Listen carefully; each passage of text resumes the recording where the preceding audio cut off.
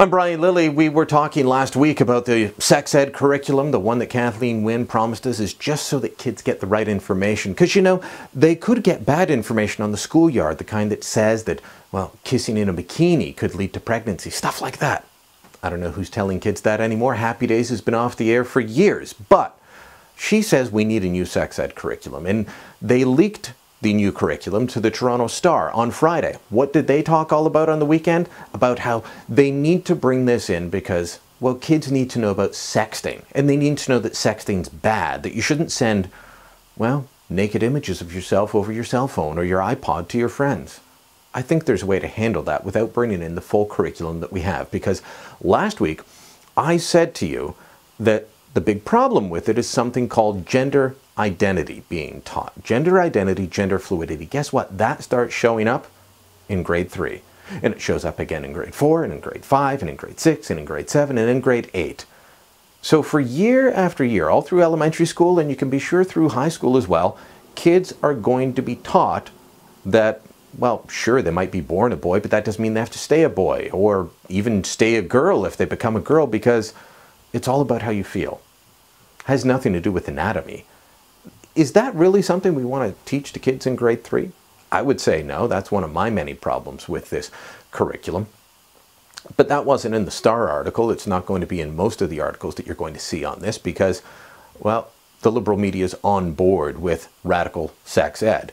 They're also on board with helping the Premier change the channel on the issue that she doesn't want to talk about right now. And that is the Sudbury by-election scandal and the bribery allegations against her Deputy Chief of Staff and campaign manager and top Sudbury Liberal, Jerry Lougheed. So Pat Sorbera and Jerry Lougheed are in trouble. Kathleen Wynne needs to change the channel. That's why the sex ed curriculum came out today. She says it's not. In fact, she was asked about that. There's the release of the sex ed curriculum today, an attempt to get people talking about something other than Sudbury.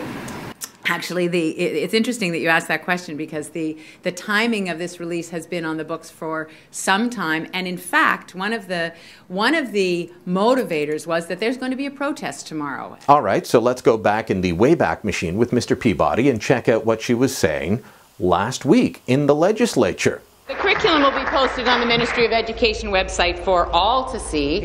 Within weeks. Later this winter, it will be posted, Mr. Speaker.